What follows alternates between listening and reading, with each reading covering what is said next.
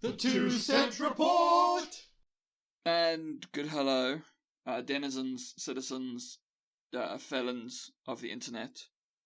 This is 2 Cent Report with me, 1 Cent Justin, and I'm joined, as always, and sometimes, but not always, by a different person, and his name is... We've been through this before. We've been through this many times. But okay, I get it. You're getting old. Your brain cells are deteriorating. It's fine. Hello, world. I am 1 Cent Tristan. Welcome to the 2 Cent Report. Forgive the co-host for his memory failure. It happens all the time. Just a little bit of, orange juice to the noggin normally gets him going. Was it lemons? Was it lemons or oranges? Either way, a citrus fruit to the noggin always gets him going. Huh? Who are you? I don't think we're going to have one of those for the next few hundred years, but when they're made, we will get in some citrus to the head. Where am I? Where's my granddaughter? You have a granddaughter? I don't know. Or do you? But you just forgot.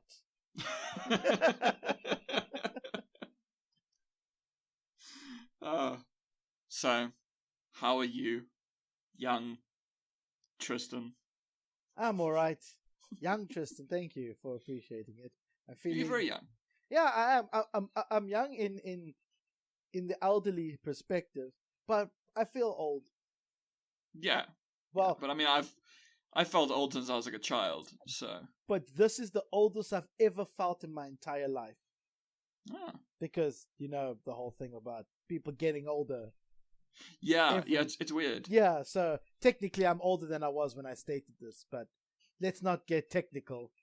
But yes, I feel it's true. It's terrifying. I feel old. 22nd of October, we're recording this video. I've got 2 weeks, and then it's my birthday. Disgusting. However, the last time I had a birthday, we were gifted with Skyrim, so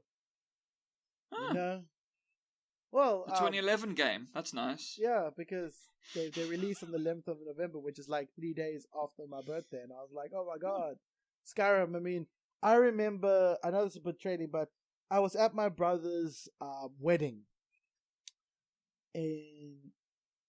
I think he was married in 2011 or 2010, and one of his friends came up to me, and I've only known about Morrowind and Oblivion, and he goes, "Did you hear about the news?" And I looked at him, and he always talks games to me when I see him.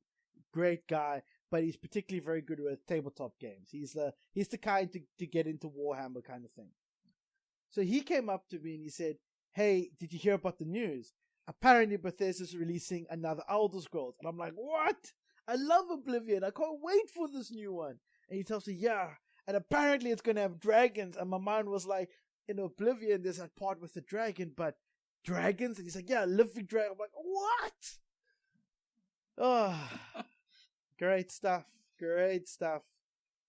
The old days. Yeah, well, not the old days. I mean, they're still releasing Skyrim. Just now it's Anniversary Edition. I know. It's like GTA 5. They've just been releasing it everywhere. Although, I actually wanted to play a game so I could play a game in mine. So I downloaded Skyrim on the Steams, and I was modding obviously Skyrim Special Edition because I do have the Legacy Edition as well on Steam, but Special Edition is a little bit more stable for the modding I wanted to do. So I started modding it, and I modded it so well that the game looks beautiful again. It doesn't look like that that dull gray putty all over the world. Everything's just gray in vanilla Skyrim. It's got vibrance. It's got more trees. Because for somewhere along the line they decided, okay, we're going to limit the amount of trees, which I understand back in those days. So I beefed it up. I got an EMB series, I forgot what they call the preset, to make everything look better. I run Skyrim at a even with my 360, I'm running Skyrim because I've modded it, the visual so much to make it look like the next Elder Scrolls, or it looks like it's being run from like their beautiful Unreal Engine now. And Um, I've gotten about 38 frames while in combat and 45 or 43 frames while out of combat. But I've also got I've got more stuff in the world, like more mod or something. I've got enlarged cities. So not these cities aren't just like a few houses in the middle of nowhere. It's a proper town where everybody that works in the town can fucking live. But because most of them just kind of like get out from the fields, go into the inn and chill and drink there until the morning, and they leave again to go to work because they actually weren't assigned a proper house, which I found was hilarious. So I did that, and the whole purpose of this was to play a game while my computer, because I've got a limited graphics card, mine. So I'm not using all of my graphics cards, so I might as well mine and play a game, right? This is the logical outcome of all of this, correct? Justin? Yes, yeah. correct. There you are. Right. So the funny part comes in that I've modded my Skyrim so much that I can't run the miner and the game at the same time, but I refuse to go back. I refuse to go back after all the mods because it's not about putting in the time, it's about how good the game looks. So now I'm playing Skyrim without my miner going, and kind of defeated the point, but my Skyrim looks beautiful. I'm glad it looks beautiful. Always a lovely thing. Completely defeated my point. Oh well. These things happen. Yeah, it does. So, shall we talk about some news? Oh, we haven't talked about that thing in a while. I know, it's disgusting. But, it's the way. This is the way. It is. So anyway. Right. What's first on the agenda? The first thing. Yes, the first thing on the agenda. Yes, the first thing, Tristan. Yes, the first thing on the agenda. Yeah, which is the number one thing, Tristan. It's the thing that comes first. Uh-huh.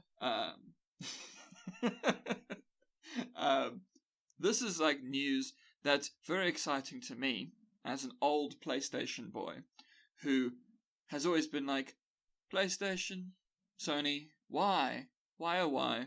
Oh, I know what you're talking about. I know exactly what you're talking about. Why don't you stop being a fucking coward and do what Microsoft does and just port your fucking games to PC? PC games are not going to buy a PlayStation. I will never buy a PlayStation because that means I have to buy a TV. I don't own a TV. I haven't owned one in like 7 years. Why would I buy one? Anyway, they've decided that God of War is going to be coming to PC. There it is. And I'm very excited. No. It's out on Steam already. Is it out on Steam already? Yes, I saw it yesterday. That's why I was like, "What?" And it's no. It's not out yet. I saw the news said it's coming out in January. Really? Let me just see here. But yeah, I see here now. It's here. Yeah, God of War for 600 rand. Top side. Oh, it's a pre-purchase now. Okay, that's. But still, I saw it and I was like, "But the thing is, I received a Kotaku thing about it, and then I saw it on Steam." So I was like, Justin's definitely going to talk about this one. Oh yes. So I'm obviously a big fan of God of War, and but I have like told myself, don't be excited for PlayStation things because you can't have it. You're not going to buy a PlayStation. Why would you do that? That means you have to buy a TV, and you're literally buying it just for the exclusives. Because I'll still play everything else on PC. So I'm really glad that Sony is starting to fucking do this. But Sony, please bring your fucking PS2 and PS3 collections to PC as well. Because you and I have a lot of memories of this. But I wish that they would bring fucking Resistance to PC. Do you remember co-oping Resistance with me? I remember that. They completely forgot about the second co-op character. I remember that clearly. I remember cutscenes where you look so awesome, and then all of a sudden, poop! At the end of the cutscene, there the random black guy pops in. Hello.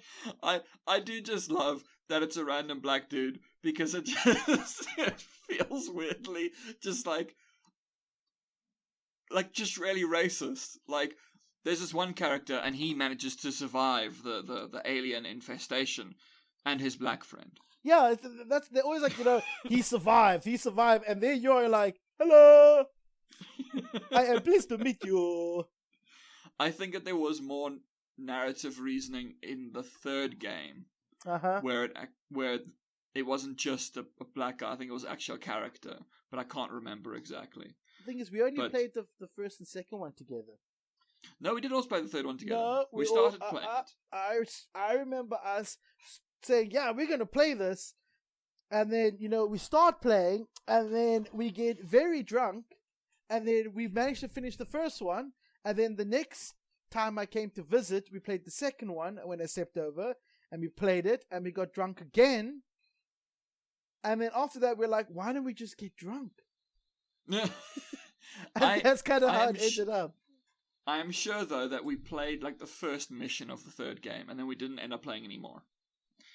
Maybe. I do remember that. But I just remember the soulless second character that survived all of the shit. And sometimes I ran in first and triggered all the events and stuff. And you would pull me out, yes, noob mistake. But he went through that and he gets no recognition. He just like pops up at the end of the cutscene. Like, hey, okay. And he's not even in like, the third or second games. He's just a black guy. He's just there. Exactly. Like, I would love to play that. Definitely Resistance again. I want to play Ghost of Tsushima. I really do. Like, oh my god. Oh yeah, me too. I want to play that game so badly, but I will get a chance. Obviously, that's not anyhow relevant here because we're talking about PlayStation exclusive games that we want to. Isn't Ghost of Tsushima PlayStation exclusive? It's Sucker Punch.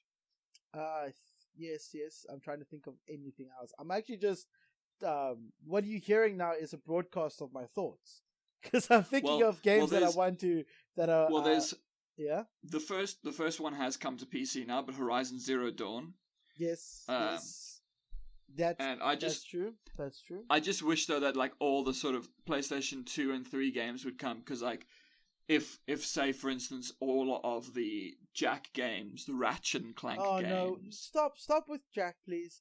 You have been non-stop about how you've been complaining about Jack games. You want to play Jack games. I do. Get it and Ratchet and Clank and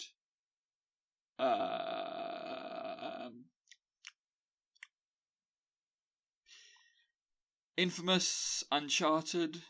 Okay, I do want to play Uncharted. That's very true. I do want to play Uncharted. Infamous.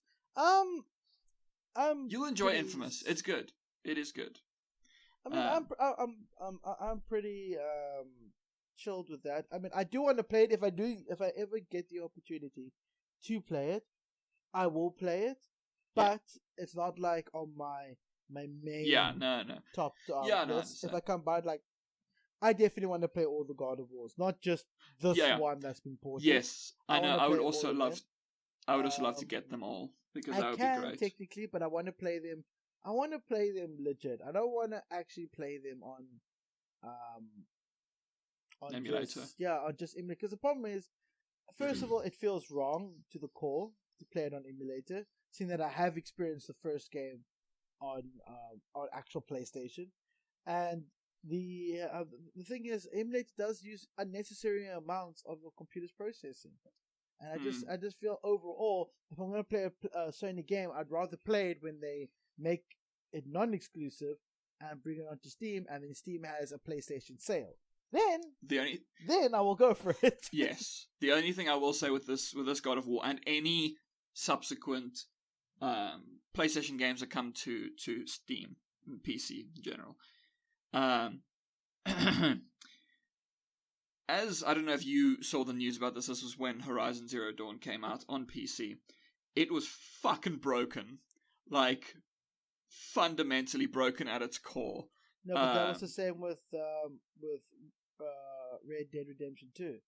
That it was the port was so broken. I wanted to play it. I really want to play that game, but the port is so broken that I don't want to risk buying it on Steam for like $1,000 for just have a broken game. I want them to I want it to get to the age of GTA 5 where it comes free on Epic, but obviously not. If it doesn't get to that point, if I still get it to that point where GTA 5 has a remaster kind of deal, I want that for Red Dead. Then I'll buy it and I'll play it, but not while it's so broken.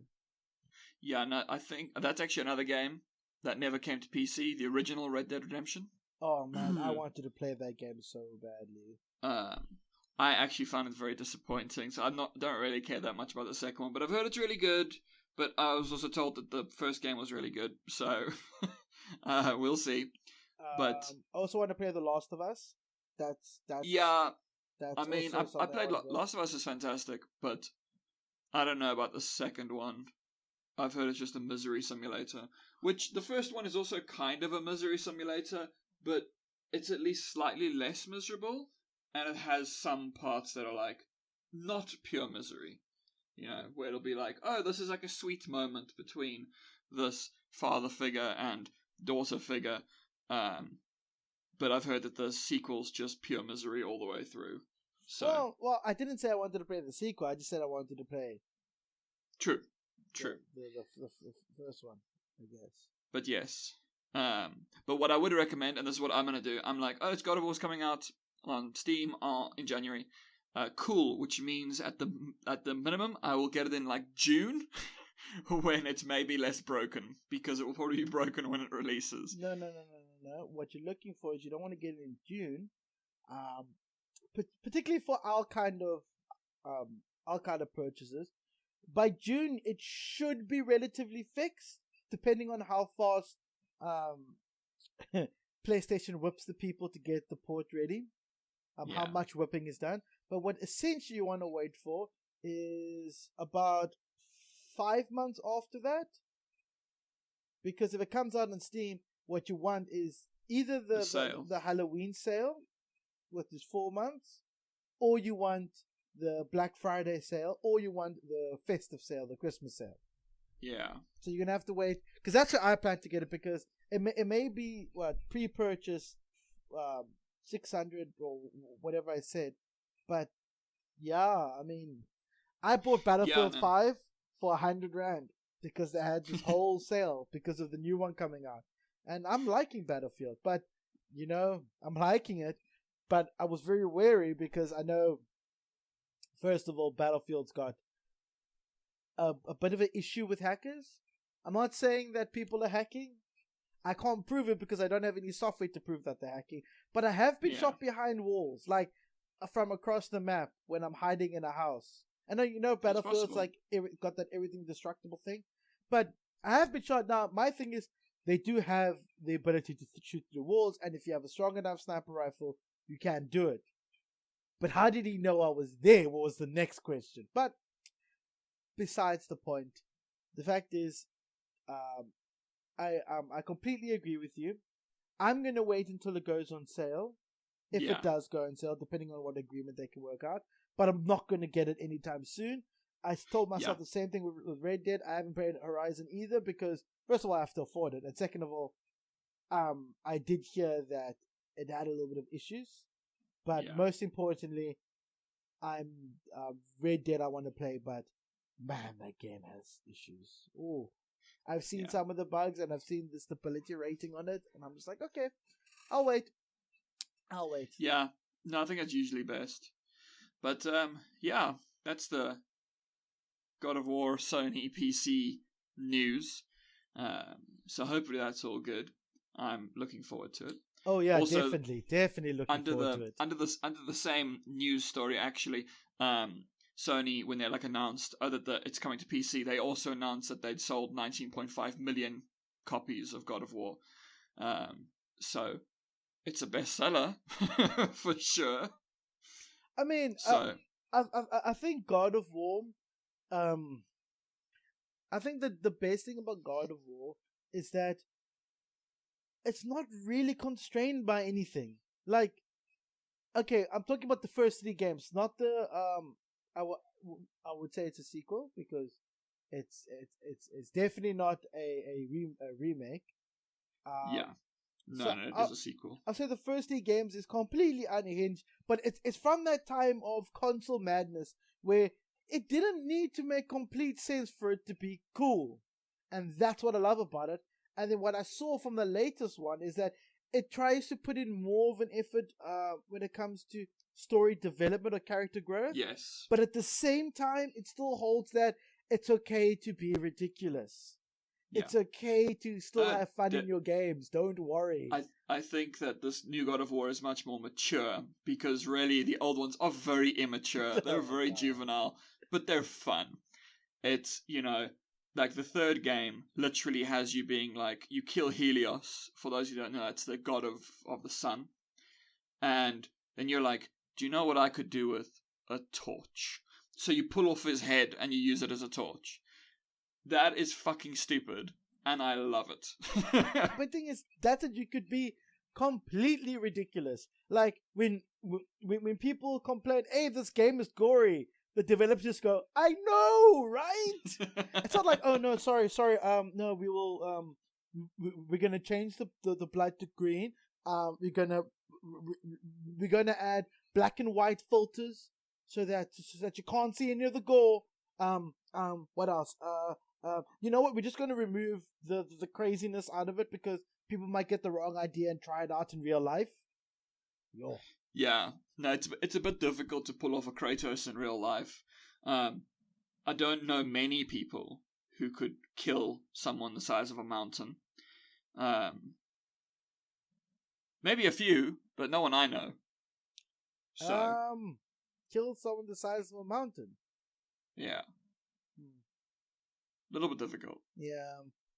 No, true. I was actually thinking who could do it, but it's a mount. He's the size of a mountain. I mean, like, yeah, obviously coordinated military tactics, yeah, but also, like, people love to do those things where they're like, who's stronger, Saitama or Goku? And I'm sort of just like, I don't know, if you put Kratos against kind of anyone, he's vicious. He won't stop until he stabbed your eyes out. So it's not just that. It's also what you have to look at is that in this discussion, Saitama, if he lands a hit on Goku, or Saitama in general would win given his strength level, right? Yeah. But the problem with Goku and Kratos is that it doesn't matter if you send them to the afterlife; they're just gonna come back. That's the problem. Yeah. That's why Goku's so strong. Goku's actually wasn't that strong in the beginning. He fucking died. And you know what happened? Every single time he came back. If Goku never came back, he wouldn't be as strong. So he must fucking thank not his strength, but the fact that people keep on bringing this asshole back, or he runs along a snake. So yeah, Kratos is that kind of like, if you're going to kill him, put him somewhere where there's not a convenient way out. Like, just chuck him into a void. Don't put him in hell, just into a void. That's it. It is true, because he dies in all 3 of the first games, and he just comes out. There's always a staircase or some thing he just needs to follow out of hell. Why is hell so industrious? Why does it have an exit and an entrance? Like, what is going on here? You're supposed to come into hell. Although, to be fair, in the 3rd game, he gets out of hell because he kills Hades. So, I think if you kill the devil, you can leave hell. Yeah, I understand that, yes, but still, the whole thing is, it's pointless trying to put these guys to get on each other, because the one is just going to punch them all to shit, and they're just going to come back. And the problem here is that Kratos also has the same. Okay, Kratos just gets a better backer and better knowledge, so and obviously better weapons. But with Goku, the whole running theory with him is, if he gets defeated, or if you fight you once and he's defeated, he's going to come back the next time stronger and he will defeat you. Now, my thing is, I don't know how much that would apply with Saitama, because it's not a fight where he would experience anything. He would just get hit once. Goku's main defense is dodging. If he can dodge Saitama, he can put up a fight long enough to study him, to get knocked down, to come back and fight him. Kratos, however, will have some fucking weapon, and he will just die, come back, start swinging around, die, come back, start swinging around, and eventually he'll fucking harness the power of Titans to kill Saitama. And that's the whole problem with these two, is that they keep on coming back. Saitama, if he dies, I don't think he's coming back. I don't think there's a contingency plan for him. He's not supposed to die because he's supposed to be the wall that everybody else in that world is limited to. Yeah. But anyway, we've spent way more time on the first topic than I thought we would. It's a good topic. I like this topic. It is. Tastes just like a topic. It does. So, the next thing then, this is just... Now, I don't know how much you've paid attention to this whole Netflix Cowboy Bebop series. I'm going to go with 0. Haven't you heard of it at all? No, I haven't been paying attention. I told you, I've been staying away from Netflix because I've been watching anime and stuff. You know, with the whole getting disappointed with the current season of Lucifer. I am watching Final Space again, but that's not really browsing Netflix for something new or anything. So, you know, because it's coming out like next month, I think, and obviously a bit worried because Cowboy Bebop's really good, but it looks like it might be pretty good. However, the cool thing is that obviously now this one it's in English, so it's a live action, but it's got it's not just white people. Like Spike is not played by a white guy, but fun little thing that they decided to do for the Japanese dub, they brought in the original Japanese voice cast from the anime. You know what I'm gonna do, right? I'm gonna fucking watch it in Japanese and download subtitles. I'm gonna be that asshole. Was like, no, because the thing is, I really like the reason why I don't like dub, right? Like, a really good reason why I don't like dub is because it feels very flat in comparison to the amount of effort the Japanese voice actors put into it. Now, there are some very standout ones where the voice actors on both sides were really good. One of them being Cowboy Bebop. Yeah. The other one being Desert Punk. Those two will still be my highlight of actually, what the fuck. Also Space Dandy. Oh, yes. Space Dandy was also fucking great. I love Space Dandy. Oh fuck yes. God. He's a dandy guy in space. But yeah, they're always full flat, so I'm excited. I'm looking at it now. The thing is that if you watch it in Japanese, you're going to be watching a dub. So, because it is in English, that's the original. The voice, the actors are all are English. So you'd be watching a dub, which would probably still be a bit weird. Whenever you watch anything live action dubbed, it's especially kind of weird because the mouths do not connect with the words completely. But they did a recreation of the intro to the original. My god! Oh my goodness! And the recreation is fucking great. I saw a lot of people being like, "This looks so 2000s," and I was like, "Oh, it's fucking good. I love it." I'm actually looking at it now, and I'm happy. You know, I'm super happy that Jet Black is now actually going to be black. Yeah. First of all, and the fact that John Cho is playing Spike is amazing. I've always wanted to see, Harold go into space without Kumar. Also though, with that, obviously you're looking at some of the pictures now, right? I'm actually just looking at fucking what's it, a blog? I think it's a blog. Okay, but do you see some of the newsletter. Okay, but do you see some of the pictures of what they look like in the show? Yeah, no, I do. I'm going through it now. Basically, it's on Newsweek. Okay. I'm looking at the pictures now of them all standing around. Because what's actually great, and this became like news this week about it because it's just really funny. But John Cho, his hair in it, that's his natural hair. It's not a wig. Yeah. So he's just rocking his hairstyle. Yeah, so he's like got Spike's hairstyle just like that's his hair now. And I'm like, oh, that is so great. I'm looking forward to this. I think it might be quite fun, I hope. No, I'm looking forward to those parts where where Spike really stands out. You know, when he's fighting Vicious. Oh, but obviously that's in the end. And obviously, I'm going to be looking forward to it. I'm also kind of looking forward to seeing who's playing Ed. That's also kind of Well, actually, because it's not going to be just one season, and Ed doesn't seem to be in this season, so she might only appear in this next season. But do you know who actually was the first? Well, to my knowledge, I think because this was like years ago, the first character to actually be cast was Ein. Really? They did like an official thing being like, this is the dog that will be playing Ein. And that was like before we knew who anyone else was going to be.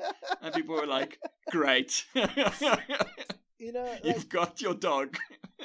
There's certain parts that I want them to feature in the series, but there's certain parts that I want to be left in anime. Like, one of the great parts that I think should only stay in anime is it's that episode where they run out of food and they have the that backup fridge that some like symbiote was fucking dining in. So that episode, it works so fucking well in the anime, but I don't think it would work well and the live action, unless they do it really well. But also, like, you know that part, Jesus Christ, hear me, go. You know what? I'm not going to mention it. I'm just going to keep my mouth shut, and I'm looking forward to it now that you mentioned it. But there's certain things I want to say, but at the same time, like, yeah, but if I put too much expectation on it, don't worry about it. Yeah, I think you should just... I think my main thing is I'm like, I just hope it's fun. I want to capture that. I wanted to capture not the dramatic half of Cowboy Bebop.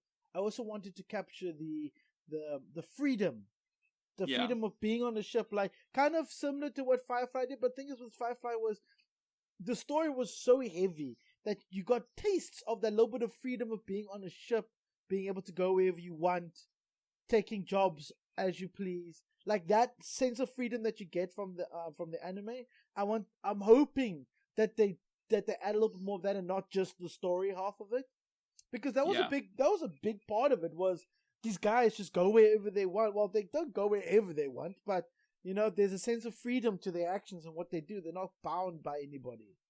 Yeah, I like that. No, I'm hoping it looks like it will be fun. So hopefully it will be. And also, you should just sometime, because they released the intro, their recreation of the tank opening. So you should just check that out sometime, because it looks quite fun. It looks very stylized, which is good. So yeah. Which is good. So, shall we move on to the next thing? This is a very small thing. So, Rockstar has announced that they're going to be doing a remastered GTA Trilogy, as in the PS2 trilogy, GTA 3, Vice City, and San Andreas.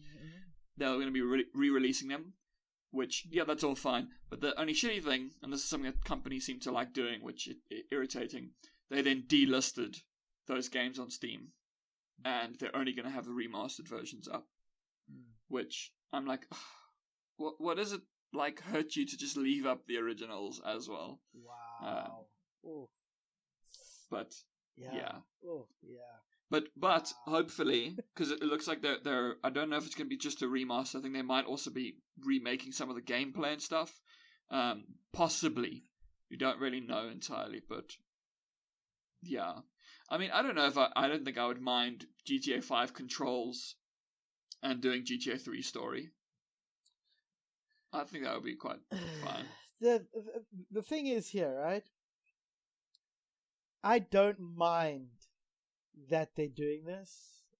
Personally, the first real GTA that I could actually play was 3, and I played it quite far. I got to the point where I couldn't run around the town without getting shot at. I got quite far in that one, and Vice City. I played, and I also got quite far in that one. I think I almost finished it. Just give me a moment. I've got a feline that needs disciplining. But we do, of course, know that your favorite one is San Andreas. Look. If I will, it's a very small if. I will, if I can get my hands on them, play them again. Right? I also think that 3 and Vice City were very limiting for me because of the technology of the time. I'm not always big into graphics, but I do appreciate a little bit more effort. And back then, that was what the systems could produce. So I'm not saying anything bad. I just won't play them. I know that once Nicole finds out about this, she's gonna be fucking over the moon about it and start playing the originals to prep for the remastered. You know what I mean? I will give it another try. The same thing with San Andreas is that they're all not that good of a game. I just think there are parts in it where people latch their nostalgia onto and they sit with it. Because Vice City's main claim to fame is the radio. San Andreas was actually, I don't know what. I guess because you a gangster. The massive world. Yeah, sure. The massive world where you get lost in the fucking bundus and you only have the slowest fucking cars available to you. But yeah, massive world. Yeah. 3, I think 3 is actually the one I'm actually looking forward to because it's technically the one I had the most fun in. It was the first one where you could knock off body parts off a car. So I used to intentionally find cars and knock off all the body parts and drive around in it. I was crazy. I was a wild child. Although I do actually remember when I was young and then discovering I think that it makes it slightly faster to get into a car if it doesn't have a door. Yes. But for me it was I can see the engine. That was cool. Yeah, no, I understand. But we'll see. We'll see what they actually. We'll see what they actually produce. It's actually quite funny.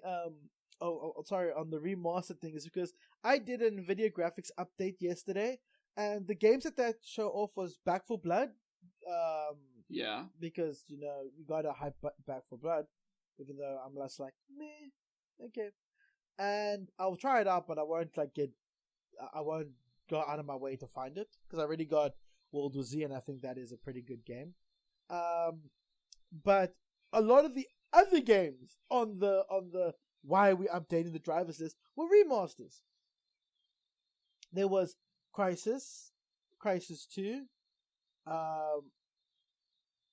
and then there was I think the Metro PC Enhanced Edition or something like that. But I think there was about 8 games that were shown on the slide. But like the majority of those games were all remasters. I'm like, wow. Wow.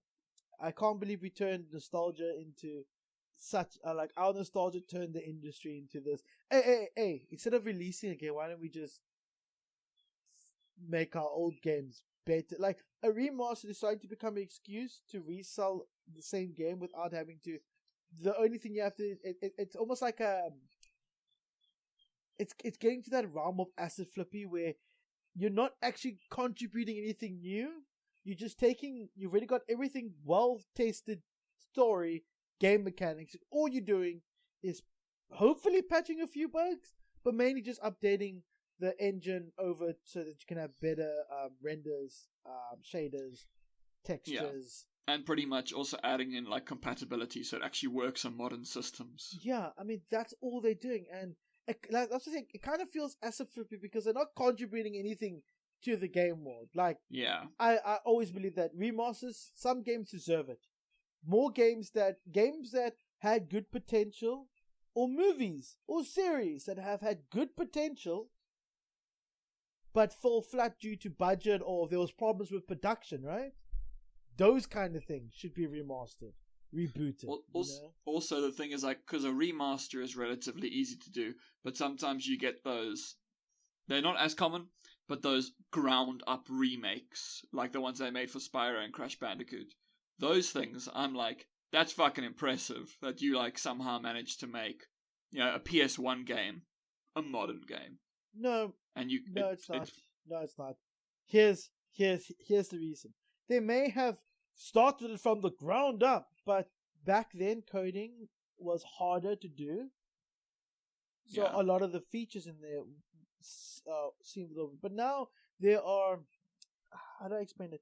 There are people have worked on whatever language, whatever engine that they're using for so long that there are shortcuts to those things that took people a long time to do, inbuilt into the code functions that people can run that will do something like, before people had to dictate how to do moving back and forth. Now there's a simple command forward, command back kind of deal with consoles lately, or just any system.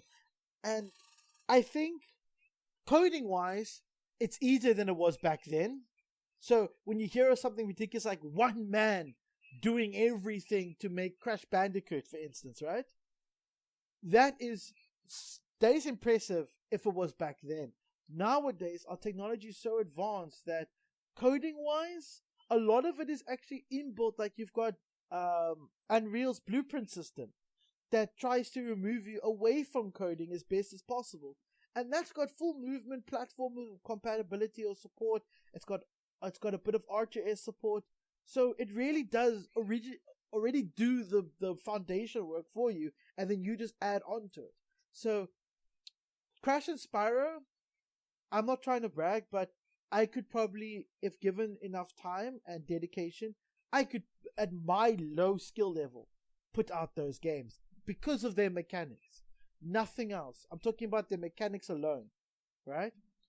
The only impressive part comes in when you add in the art, or they try to, because bug fixes happen because you're no longer working with a constrained system, which means you're no longer constrained by the bugs or by the system that's causing these bugs. You're on a new system that's smarter, that's more robust, that you won't get these bugs. So bug fixes are kind of normal when you rebuild the game. But the main thing here is the art. Even the art, you don't have to think of anything because the levels are already set up. Unless you're adding new content in, the levels are set up. And people aren't going to appreciate if you change the level too much because they want to get your game for nostalgia. So you're going to do exactly how the old devs did it. You're just going to update it. Maybe add, if there's, you know how they used to do in the old games where they just had this like spiky model to show off bushes in the background? you know, I'm talking about back in the day where you couldn't go into a forest because the forest was just this geometry thing that was textured to look like thick forest. That kind of thing. Back then, that was what the system could handle. Now, all they're going to do is just add trees in. You know, both Unreal and Unity have the ability to procedurally generate trees. And then you've got the awesome third-party system like Speed Tree, which you will see in most games. I mean, Cyberpunk uses Speed Tree. And that, in conjunction with the engine, just freaking, you can put down amazing landscapes with that. So technology has made it so much easier to go back and reboot because you don't have to think about the game. You know the game's a success. You don't have to think about the story because that's a success. You don't have to think about the mechanics other than porting the mechanics over, but with today's technology, those mechanics are super easy to achieve. Then the next thing you have to look at is art, right? With today's technology and the skill level of the majority of artists that are, I'm talking about people that are coming fresh out of their studies, the skill level, that kind of thing, and the accessibility of artists is no longer you meet up in circles, you know, you go to events to network, you go on to Freelancer, you go on to, I mean, even something like Reddit has a subreddit dedicated to freelance work. There's Discords dedicated to freelance work for artists, right? You go on there, you find someone with the passion, you give them what you want, they give you a quote. If it works out, you do it. Or with today's technology, it's become so much easier, especially with Blender, to learn how to do your own 3D and to learn. Every Blender supports 2D work as well, so to learn how to do your own art. So when you look at them beefing up the art of the game as well, it's again, I feel a little bit too much credit is given because technology nowadays it's become easier. I've met children that have such great understandings of art just because they've played on their iPad or whatever tablet they had. So technology is making coding and art easier. The most impressive thing I would say about those remasters is the style, the keeping with the theme of the style of the game. To be able to make art that didn't exist but still make it feel like it's a part of that game, that's impressive. I mean, most of the time these guys don't even have to get the audio redone because they just use the audio from the first one because that triggers the nostalgia limb in all of us, you know. Well, so, I know with the audio, usually what they do is because, like say, these PS1 games, they would have recorded it in high quality, but then they had to compress it. So now they basically just take the uncompressed audio files and they can use those. exactly. So it's the same audio, just sounds better. Exactly, and that's why I kind of feel like, yeah, it's all good and well that that the remasters are coming up, but they're easy. That's why I try to make them similar to asset flips now, because it just feels like all they're doing is updating the graphics and porting it over to a new engine. Most of them are actually ported over to new engines. The only difference is they already have all the art. So all they need to do is tell the artists, if they haven't been like a stupid company that doesn't archive their working files, and then they basically have all the art. So you hand it over to an artist and say, okay, cool, here's this couch. Here's the layout for the couch. Add more geometry to it. That's super easy. I'm gonna be honest with you. It does consume time, and it does require a certain mindset, but doing things like that is easy. It's the equivalent of Ubisoft making another Assassin's Creed. They update the engine, they update the graphics, but they still have all the old mechanics and everything that are just retextured and put into the game. So you might find game like for Valhalla, you might find that some of the assets, some of the environment assets, are from Assassin's Creed 3 because they both featured a more larger open forest of the same type. Just you can just add a few things to change around. I'm not saying that's the case, but I'm saying there's a possibility. That's why I feel like when people give such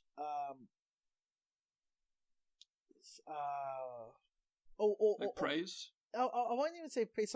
Some gratification towards people making remasters of. I get it. All games that are remastered that I want to play too, but I don't marvel at the technical achievement because really they have the entire thing. It's basically like getting given a movie, an old movie, and said, I want you to make the exact same movie, no changes except for visual, and maybe fix some plot holes in the story. That's all I want for you. And it's easy because you obviously it's time consuming. It's not easy coordinating everything, getting everything done. If I'm an administrative and a managerial position, it's maybe not as easy as it is in the grand scope of things to just remake a game that you've already made. You have all the stuff for it. Everything's done. You don't even have to contact the same fucking voice actors to do this, to do the work anymore. Maybe you have to work out a deal to release the game and give them more commission for it. Sometimes not, because you already paid them for their work. What you do with it now is your own business. So really, I think that remastering is becoming more prevalent, and the more I see it, as a asset flip situation with big companies. If it was a small company making a game that they used to play that the company no longer exists, I'm more happy with that than if it's a big company churning out old work when they're supposed to be at the forefront of development pushing the industry forward, and yet they're giving us stuff from the past. I don't like that because it means it gives them an excuse to not produce the next thing, to not push the boundaries. And this is happening with Rockstar, it's happening with Bethesda, it's happening with Microsoft. It's happening with, obviously, Activision Blizzard, Ubisoft, and EA. These guys are supposed to be pushing the industry standard further away, going higher, and yet they keep on falling back onto making money rather than providing us something new, something industry breaking. And it falls to the indie studios to push the boundaries now. You know what I mean? I was gonna say, because I'm like, well, if you want things that are actually innovative, you need to go indie. Yeah, but that's the problem. AAA. AAA was supposed to push it, but now we're falling back to indie developers to push it because AAA's concern is, No, they need to make sure they're safe and as profitable as possible. Yes. So, yes. And what's better than nostalgia for selling? You know, I think I've said enough on this topic. It's just wrong. Like, I don't mind them being like, "Hey guys, by the way, we're launching GTA 6, and also later on in the year we're going to be remastering the rest of the games." You know, but I don't like it. Like, hey, Rockstar here.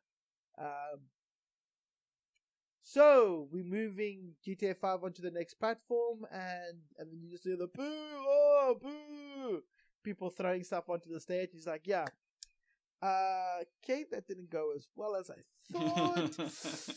How about we do it with upgraded graphics? Boo, no, boo.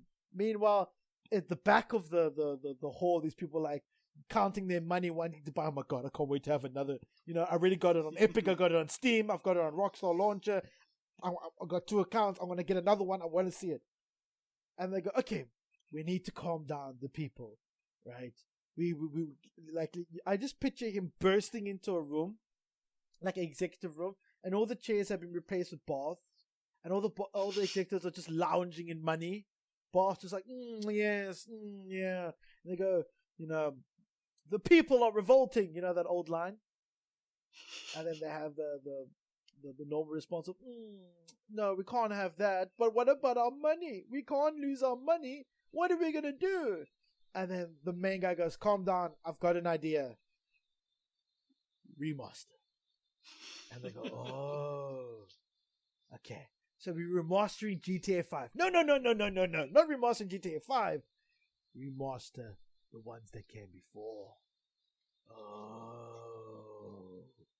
I think I would, because really, like I said, GTA, the nostalgia really only starts with 3. Like, there aren't that many people who give a shit about 1 and 2. I loved one of them. I don't know which one it is, and I don't know why I loved it. Because I was so young that I didn't understand what I was doing. I didn't understand that I was actually killing and mugging and doing things. I thought it was fun. It was a top-down game where you pass someone on the street and they were just like pumpernickel. And I was like, ha ha ha, that's hilarious.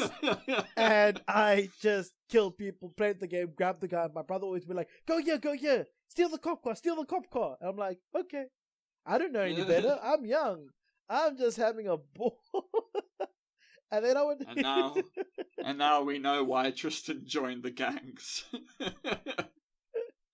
I really had no idea what I was playing back then, and I'm pretty sure that goes for a lot of people. Yeah, I think so. But should we move on to the next thing? Yes, please. So, because I didn't want us to lose our name, because as we know, it's a registered trademark that we are the Poverty Cast, and not the Poverty Cast, the Acquisitions Cast. So we have a small acquisition. It's very, very small. It was only for about $4.5 million, which is relatively small in comparison. I mean, like in comparison to you know, Bethesda, the money that I make. Yes, no, obviously. For the rest of my life. Also, I've never heard of any of these groups, but you know, I didn't want us to go without an acquisition. So, apparently, it's a popular video game forum. Cool. Called ResetEra. Cool. They've been acquired by a different group called the MOBA Network, who I've never heard of. The what? The MOBA Network. And I'm pretty sure that The doesn't mean MOBA, like... MOBA. Okay, I was just about to be like the MOBA, like as in, like a MOBA.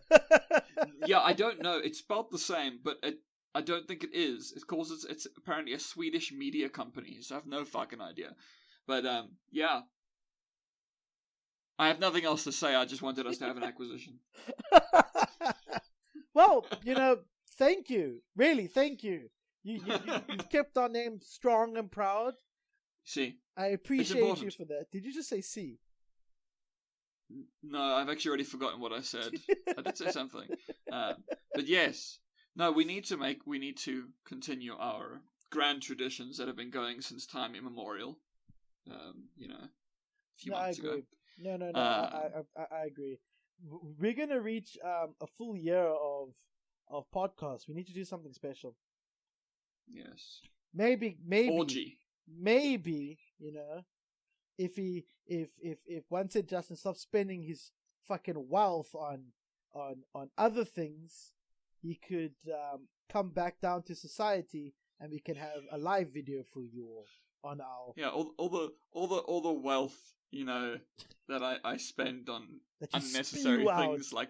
like food. Like some gormless rube who has to eat to survive. I know, right? What a fucking primitive. Oh my god.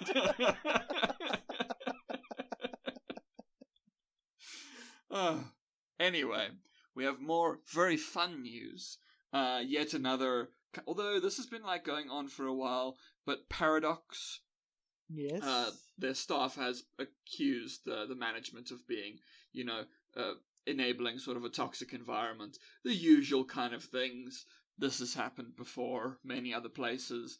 And of course, like, the people have apologized before and stuff, but nothing really ever happens.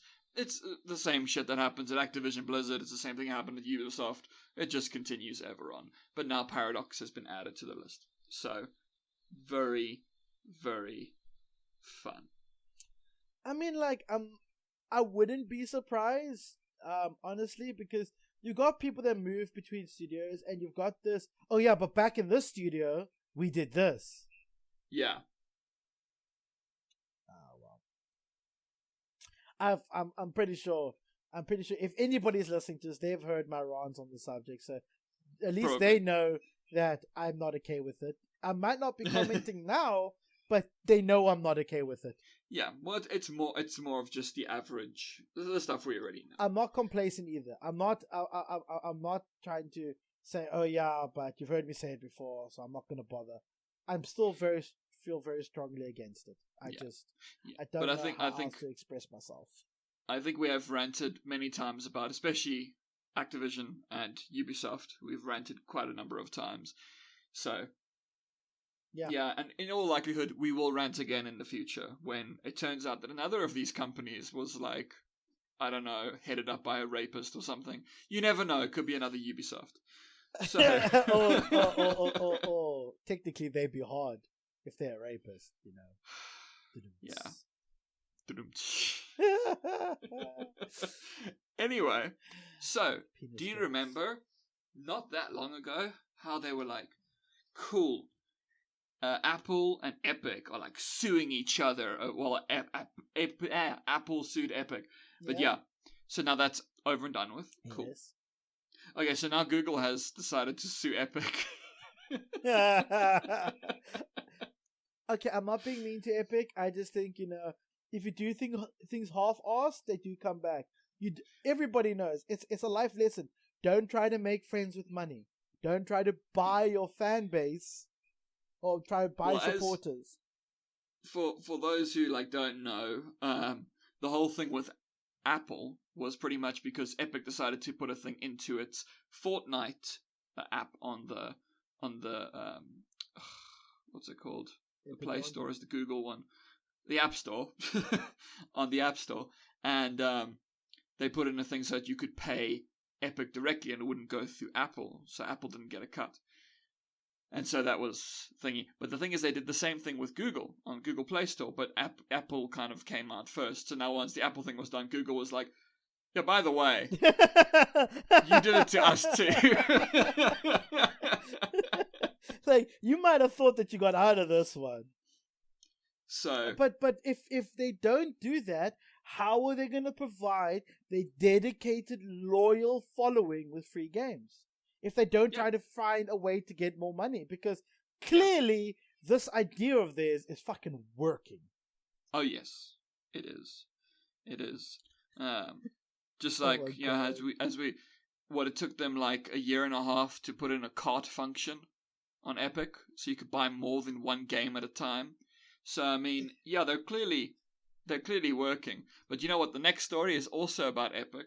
I kind of want to take Epic and be like, guys, this is not the point. Whenever I think of Epic now in these whole trying to be relevant things, I kind of picture Internet Explorer, and it's like what is its purpose? Its purpose is to download a better browser. What is instead of it being a browser fighting and competing with the other browsers, no, its purpose is simply to download another browser. And that's the same with Epic. It's like Epic came out like, oh, we're gonna have our own app store that we're gonna use to compete with Steam, because that's the big guy.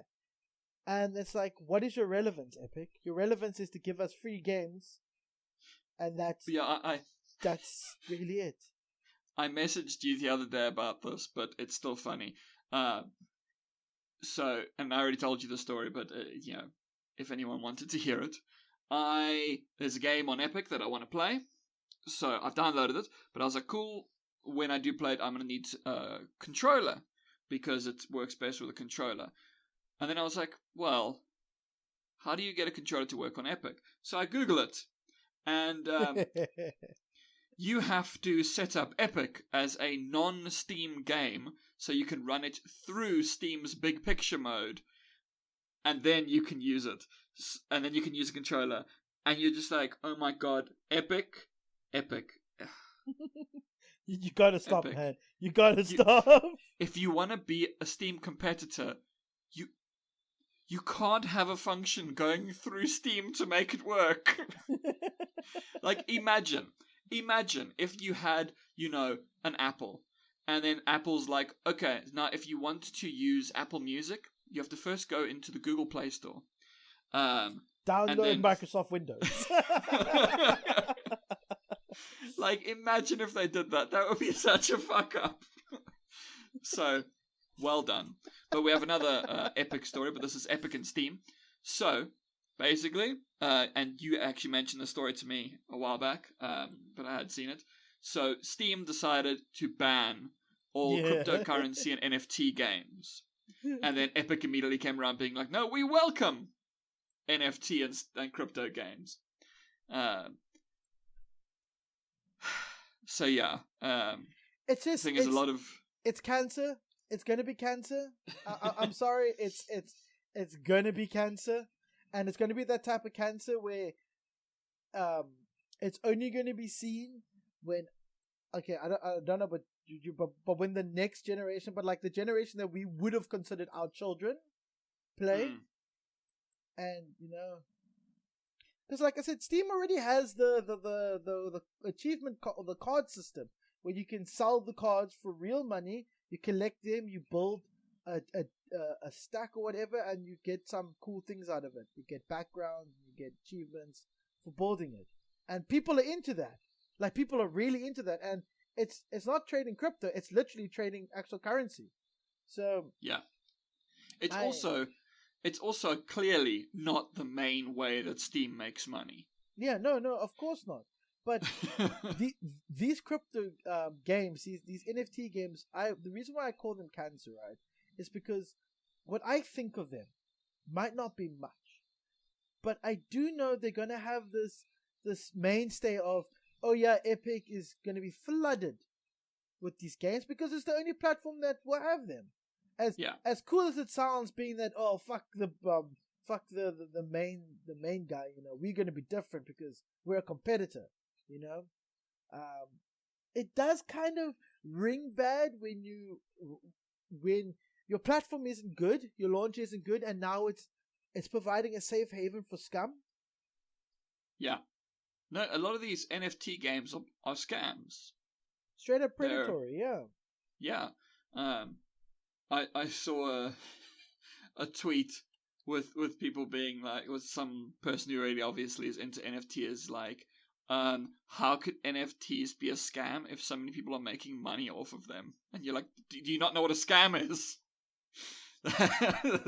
It's either someone that likes it or is currently trying to make money. No, I've heard some funny ass arguments when it comes to the whole block, because I've spoken about blockchain as well with Illuvium.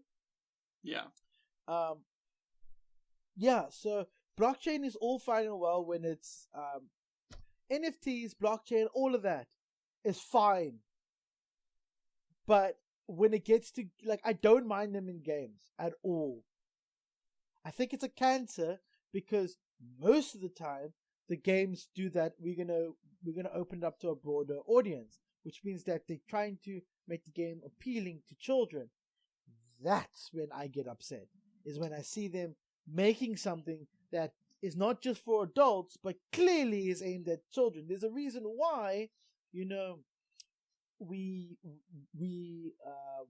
don't take a kid, why gambling establishments have an age limit, have an age restriction, because gambling is meant for consenting adults, not for kids. Now the problem with when it gets to games is that people feel like it can blur lines, and that's my number one problem with NFTs and with because imagine something like Fortnite or Minecraft or Roblox or one of them has an NFT where you get a custom character, right? And there's a certain limited amount of these custom characters, right? And okay, that's kind of, you can do that without NFTs or something. But like, say you get something that all your friends want, but I'm talking about like in the friend circles of kids. Oh, he got this cool little thing from this game. I want it too.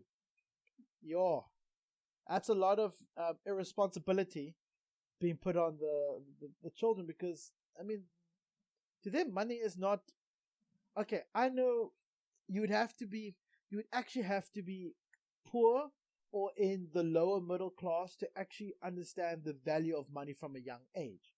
So yeah, they're not gonna. I'm guessing that they're not gonna get that. There might be some parents. You and I get it.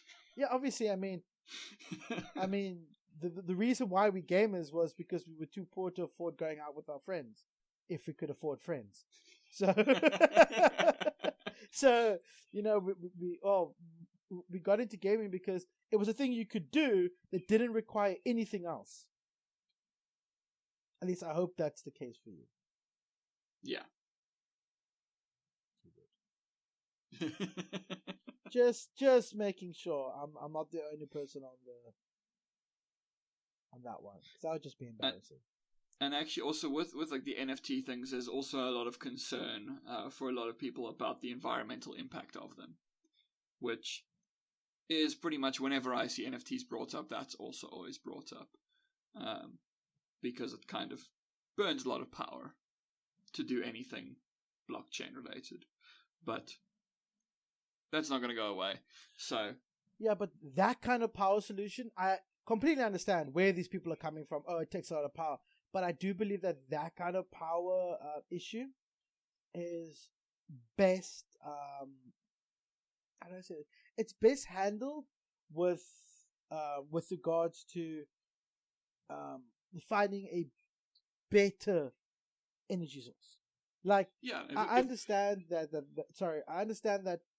energy is a problem when it comes to mining and stuff, but mining is just a symptom of what technology is going to achieve, and in future, who knows? I mean, if we could go completely green energy, then it wouldn't be a problem, because it's not producing any emissions. So one day, hopefully, but the oil industry and coal industries aren't going to give up without a fight. So yeah, and it's they're not going to give up without a fight. But what I'm interested in is the next level of energy production, right? A nice way to deal. It would be kind of funny to have these. I like to. I was thinking of a fantasy, sci-fi setting or more sci-fi.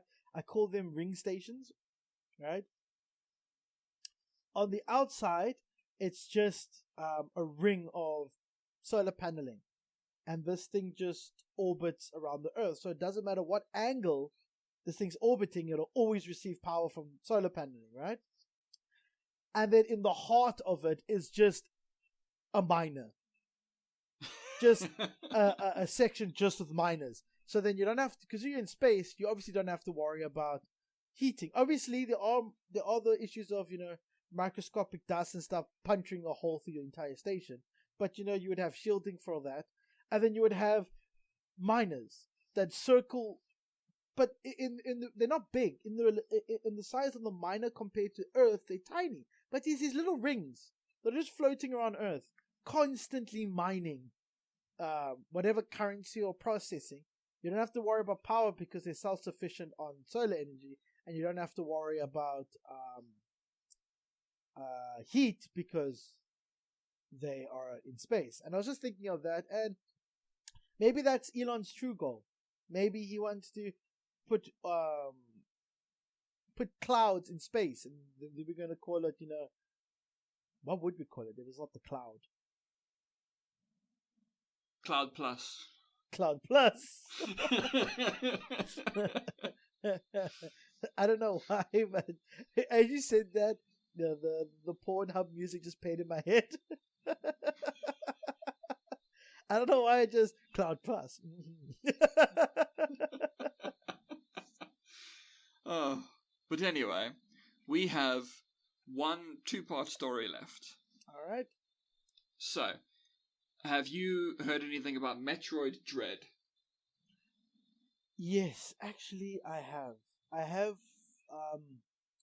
I believe it was the one that was scheduled to come out, and then it didn't, and there was a whole lot of controversy because then the next Metroid that everybody thought was going to be Dread was actually a different Metroid. If I'm wrong, correct me, but I did hear news on it, and there was a bit of discussion on it. Well, so it just came out like a few days ago, and it's been well received and everything. Okay, good. But there's 2 points to it. So first of all, it's a 2D Metroid, and there hasn't been one in like over 20 years. So people are quite like awesome. However, now with so obviously Metroid is a Nintendo product, but with a lot of these games, especially for some reason Metroid, they're not developed internally. So they're developed by other studios and published by Nintendo. It's a company called Mercury Steam. I've never heard of them before. But anyway, they caused a bit of controversy because a bunch of ex-devs came forward and were like, yeah, so we worked on Metroid Dread and our names are left off the credits. I mean, I can understand. I can honestly understand their reaction there. I would hate to work on something and then because they left the studio, they're not in the house anymore, so they don't get the credit. No, I understand that. Good on them. What happened? Yeah. Well, basically, immediately they came out and they were like, so if you worked on the game for less than 25% of the development, you don't get to be in the credits, and that's just how we do it. And then everyone was like, that's kind of fucked up, isn't it? Like, if you worked on something, then surely you should be credited for it no matter what. So yeah, basically nothing has happened. They just did that and they were like, yeah, fuck you.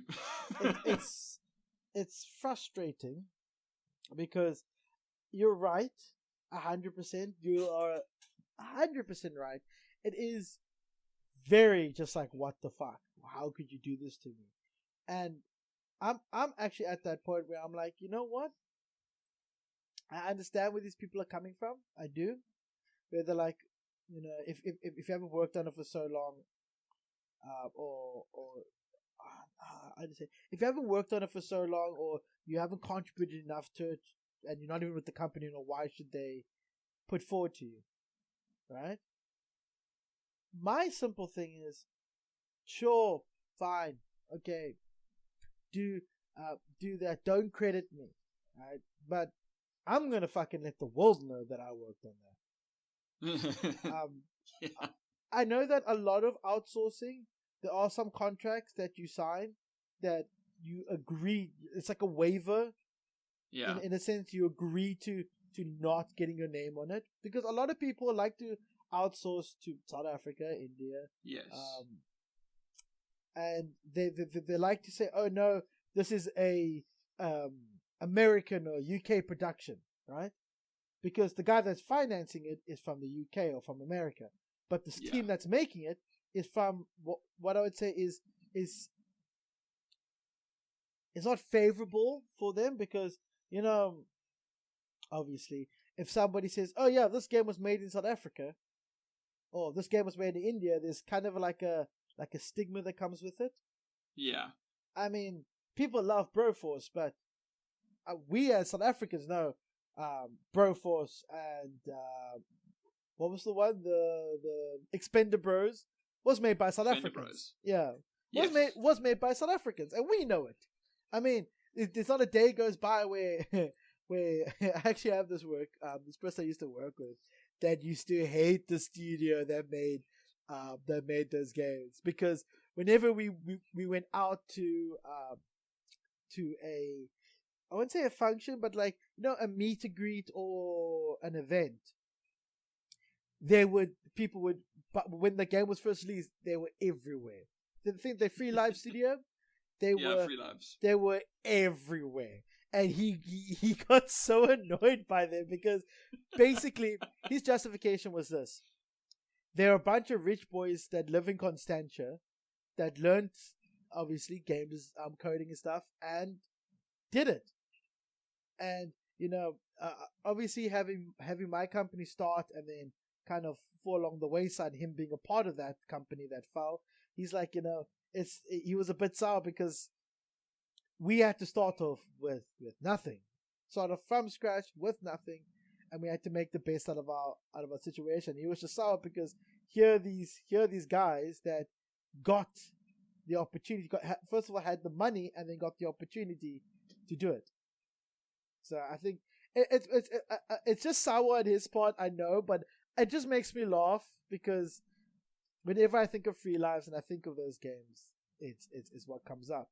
But like I said, there are back to the main topic. Like I said, there are studios that would rather prefer to outsource and then keep it hush hush, because they don't want it to seem like, first of all, if it's not coming from the studio that is renowned for these things, the people are going to immediately think it's going to be half-assed or not as good, you know, especially considering if the studio is renowned for their work.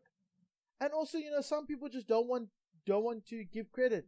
They want to be like, I made this game, and these guys made the game, but I paid for it, so therefore I made it. So I kind of understand it. I don't agree with it all the time. I think anybody that has anything to do with the project gets mentioned, even if you're the guy that brought them the team the regular coffee. I would mention you. If you were the guy that brought my studio coffee every day, even if you work for another thing, I would put you the thank you, Vita Cafe.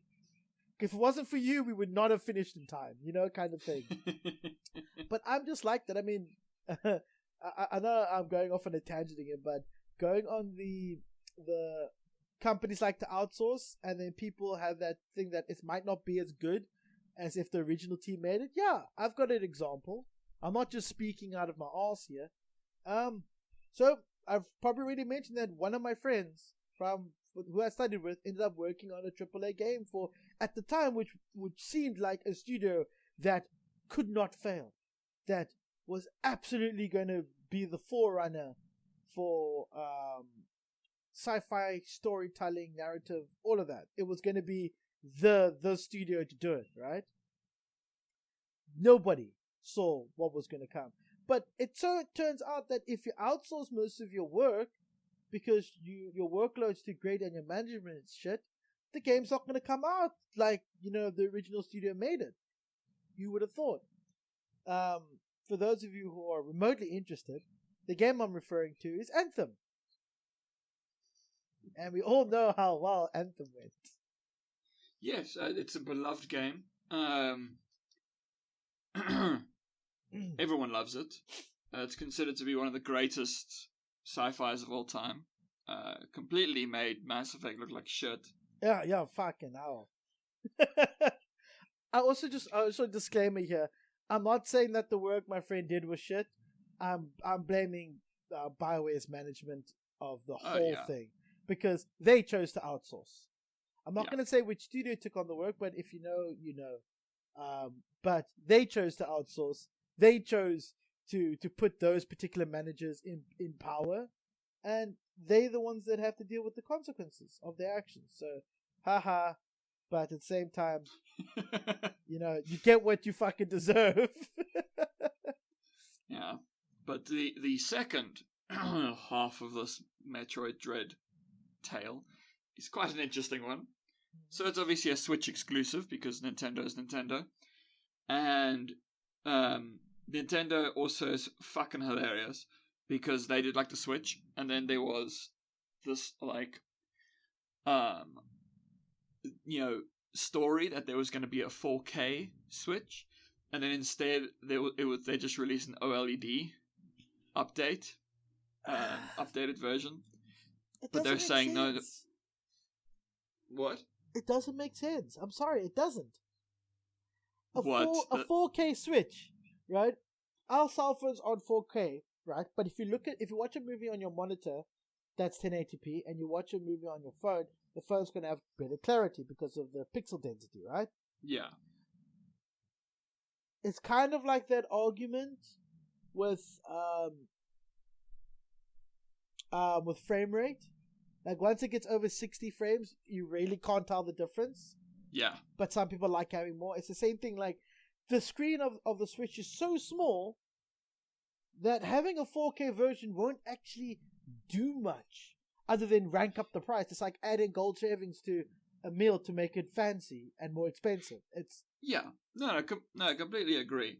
But the whole thing was that everyone thought they were going to release 4K, and instead they didn't. But there's belief that they are going to release one. However, Metroid Dread comes out, and a few days later, it's already on emulators running at 4K. So the pirated version is better than the original release, which, to be fair, I would say pirated versions are often better than the official release. Because they include this thing called patch fixes. Anybody that mods knows about unofficial patches. Because the first stage of modding was, hey, this game's not running right, or hey, I got a pirated copy of this game, but I can't run it. So some nice person out there was like, hey, don't worry, friend. I will release an unofficial patch that will fix your problems. Or if you really love a game and the developers aren't doing shit about it, hey, don't worry, friend. I'm going to patch your game. I use friend a lot, but they don't call you friend. Well, he's not your friend, guy. He's my comrade. but yeah, this was just funny. But then what happened, which was the best thing ever, is that, because it's fucking hilarious, is that Kotaku, or the ones that published the story, and then immediately people were like, how dare you condone piracy when Metroid Dread needs the sales? Because as we know, Nintendo doesn't have money. And people are just freaking out. And then, immediately, some of us, the ones who are not such whiny little bitches, are like, the only people who go on and on about, pirating, because I think pirating from like an indie, that's kind of shitty. They probably need the money. But pirating from a corporation, you're sort of like, yeah, fuck them. And also, because a lot even of the if you time, do have to buy the games, the staff don't get better pay. I'm sorry, they don't. They don't. And also, the thing is, like, a lot of the time, like, this is like you and I. The reason that we pirated from like such a young age is because we were poor and we wouldn't have been able to play games. So really, whenever you hear these things, people being like, oh no, piracy is like blah, blah, blah, really what you're saying is fuck poor people, and poor people don't get to have the same things.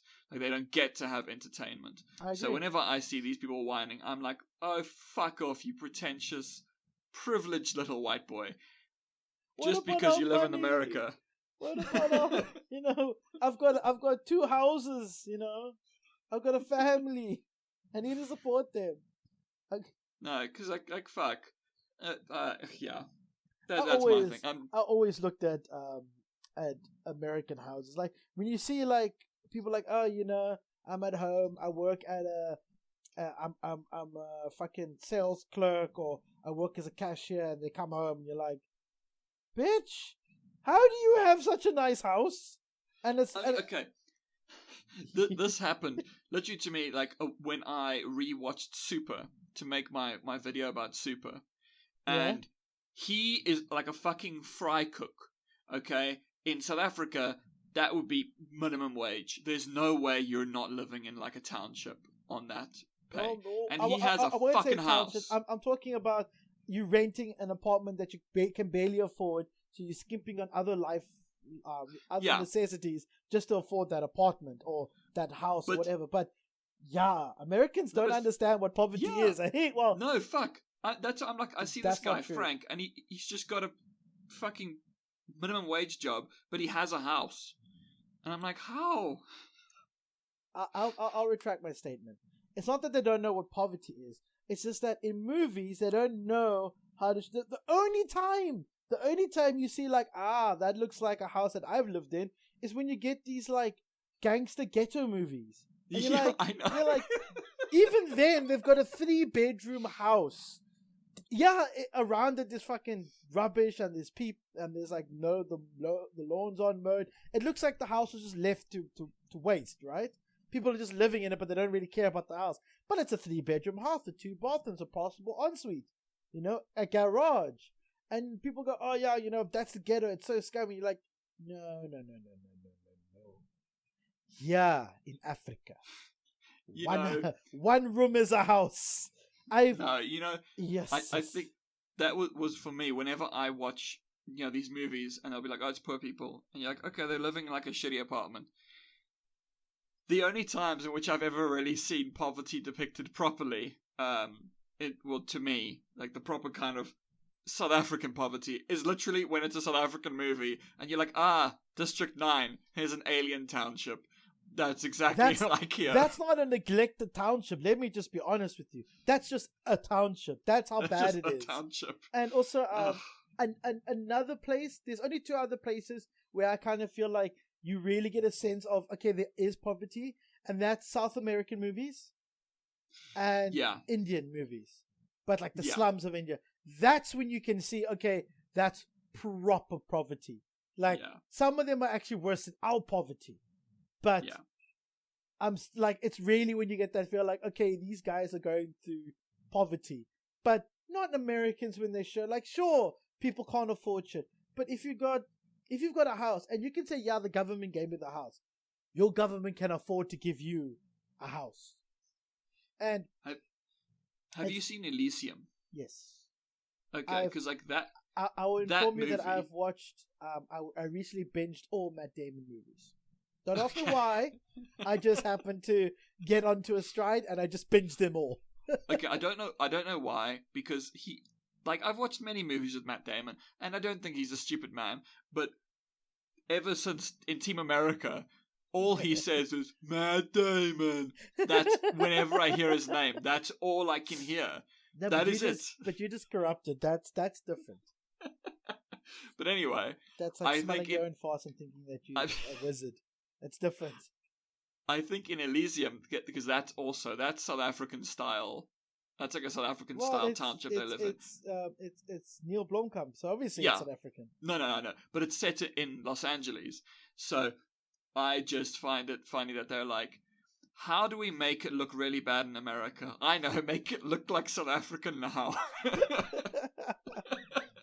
It really is fucked up. Like, a lot of the time people have like this dystopia, and I'm like, okay, like what I found was hilarious, right? Is that the latest Dread movie, right, is literally Joburg with bigger skyscrapers. That's it. Because when he's like flying through the town and stuff, there's a taxi with a fucking GP number plate on it that the editors didn't remove. And I'm like, I thought it was Joburg. And the thing is, with Cyberpunk, it's got a very much that dystopian. I forgot what the city is in Judge Dredd, but it's that kind of city, just more punky. Yeah. But it's literally, especially with the latest one, you know that tower with the hollow center? Yeah. That's kind of like the apartment complexes in Cyberpunk. So they've literally taken that. And I'm like, the reason why I'm so comfortable in this game is because it feels like a sci-fi version of South Africa. Not Cape Town, but Joburg. And it's really, really... Actually, it does have a little bit of Cape Town in it. I'm not going to lie. But it's weird because the whole thing of Dread was, this dystopian time where crime is so bad that they need their police officers to just execute people because they can't. The prisons are too full, the crimes are too drastic. And you're like, yeah, Joburg. Welcome. There was also, what other thing was I fucking laughing at? I mean, like, there's some movies that I think I ruined for myself because I have too much of a laugh. Like, I didn't mention the Maze Runner, the last Maze Runner was shot in Cape Town. And particularly, I remember it because they were shooting. I left work. I was like, okay, cool. I want to get on a My City bus and head home. I'm tired. I get to the sorry, you're going to have to get on at the station in Woodstock. I had to walk to Woodstock because the Cape Town station was closed down for filming. Bear in mind, this wasn't during the day. This was in the evening. Normally, they run until 9. Or they run until 10. So, I was on my way home. It was like 8 o'clock. I just had a pretty big day at work. And yeah, so I fucking ended up going and looking at, seeing this movie set. I'm like, oh my god, it's 8 o'clock and I have to walk to Woodstock. Luckily, there was more than just me there, so we kind of walked down safely to Woodstock. But yeah, so they interrupted my getting home time. And then you watch the last Maze Runner, and I'm watching, and I'm like, okay. I see they siege the town, and they're in this town, and when they get snippets of in the town, I'm like, but that's Cape Town, and that's Nelson Mandela Boulevard. And what's even worse is that there's a point where they're fighting in a building, Justin, in a building, and it's inside the main My City hub that I normally go to. And they didn't even take out the My City logo in the background. So I'm like watching this, I'm like, I've stood there waiting. I've stood there, someone sold me a packet of stylos. And I'm like, I'm seeing all of this. And here's this sci-fi futuristic movie in My City station. And they couldn't even remove the My City logo out of it. I was laughing my arse off for that.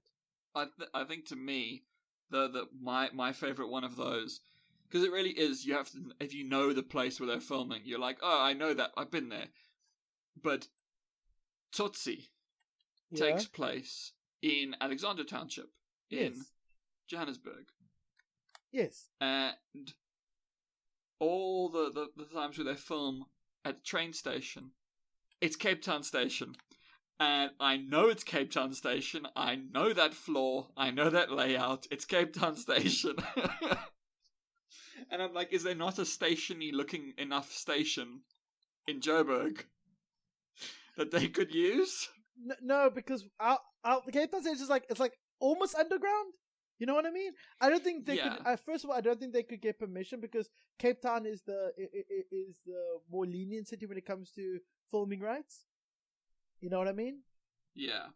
So Cape Town is definitely more on that side of things. Than Joburg, and also Joburg has got a lot more thoroughfare. So obviously, a lot more people coming through, a lot more things are happening. I don't think they could have shut it down as easily. As you would hope. But it's still like for instance the movie Chronicle, which is getting a sequel now, that was filmed in Cape Town. Actually, that was filmed all over the country. The main thing is you see them fighting. The scenes they kind of filmed in Joburg and Cape Town, so they'll be like the guy will fly through a billboard in Cape Town and end up on the other side in Joburg, which is disorientating if you know the city. But if you don't know it, then it just looks like he's flying through a billboard and he's still in the city. The city is confusing because it's new to you, so you kind of accept it. But for me, I was like, what? What's going on here? How? What? It's also, you know, with the Avengers with Wakanda, and it's like, that's clearly filmed in South Africa. 2 reasons. One, those are South African police cars, because the only other place that I know that has that type of vehicle. You know, I'm talking the old police buckies. You know, the old police trucks for people that don't know South African slang. Those were in there, as well as I think Namibia also has it, but Namibia's ones are a lot better looking, I think personally. But South African police cars in it, and most importantly, when they fly through the one shop, it's super quick when they fly through the one shop. But on the shop, in the smaller, it's a bubby, if you know what that is, a little convenience store. There's this shelf of Recoffee, and then underneath it, it was Gold Star Maize. Oh, that's great. And I'm just like, yeah, this is South Africa. It wasn't, yes, Recoffee is probably all over the world, but the way it was stacked, the look of the store, and seeing the vehicles, I'm like, yeah, okay. That's fucking great. That is great. And will make no sense to people outside South Africa. Yeah.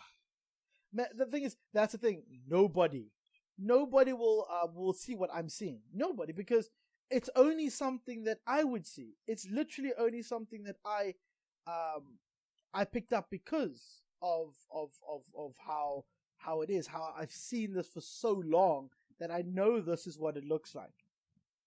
Or somebody that lives inside the place would know this is how it looks like. And honestly, I don't think it's so much of a bad thing, because not everybody is expected to know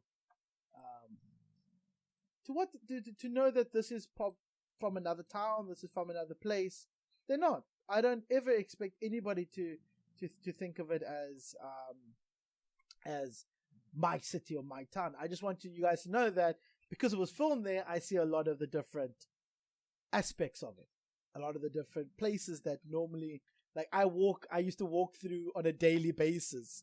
I used to, like I said, Stylos is a very popular, cheap maize snack, and on the stations, and especially on in the My City terminal. My City is basically a privately owned bus service for Cape Town, and it's really funny because they're having these such emotional moments or serious moments in the movies, and I'm like, I literally stood there. Or what's even worse, because it's Africa and because it's this country, I'm like, you know what? I actually saw a guy pee against that wall.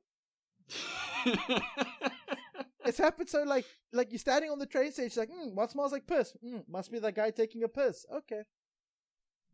The South African experience. You're not in South Africa if you don't have that lingering, days old pee smell in any public transport area. Not on the transport, sometimes on the transport itself, but mostly in the waiting areas. That's where you smell it. Oh. Well. And people want to say, well, don't you have bathrooms? We do. They're just filled with shit. Literally, and they don't seem to flush. Like, I don't think there is a flush. That is always that you walk into them and you just go, oh god, okay, you know what, I'll hold it. Yeah, I know. Ugh. Terrible time. But I think we've come to the end of our day today. Indeed. And I believe that you are supposed to be going off soon to get Nice. Yeah. I've got my second Yeah. shot. Well, I need to rock up there between 11 and 12. For those who don't know, it's 5 minutes to 11. Yeah. But I do seem to have a bit of a problem. You see, I need to go with the wife, and the wife is not in the house. Oh shit. She Where is the wife? She's on an IT errand, so she's busy doing some IT stuff, and I need to contact her and go, hey, I want to go get my shot so I can come back, because I'm off today. I'm not doing anything after this podcast, so I want to relax. I mean, I'm getting into Battlefield 5 like really nicely. Like last night was my first night playing on an official server where my squad got best squad. And it was such a shock to see, like, Nicole was sleeping, and I was playing Battlefield, and my squad got top squad, and at the end of a match, it's like a 30-minute match, so at the end of it, you see the top squad standing there. And when I saw my name there along with the people I was playing with, shout out to you, Cyborg Bat, you were there with me, standing right there next to me as top. Actually, he was, for a short half of the game, the number one player on our team. And that's a lot coming from Battlefield, because Battlefield was rough. And we were the top squad, and that was a highlight. I jumped up, I was excited, and I woke Nicole up. I was ecstatic. But so long as you enjoyed it. I'm just gonna chill, play some Battlefield. Maybe go back to my Skyrim. Well, sounds like a plan. I have work to do. Yeah, I did my work. Game's coming along nicely. Hopefully soon I will actually officially plug it. I will, Nice. Guys, I will officially plug it soon. It's getting there. Slowly but surely, it's getting there. Well, I think that's it for now. I pretty much just have videos coming out every week. One came out yesterday. Yeah, one came out yesterday about Doom. Ooh, I didn't see it. The last one I watched was BPM. Yeah.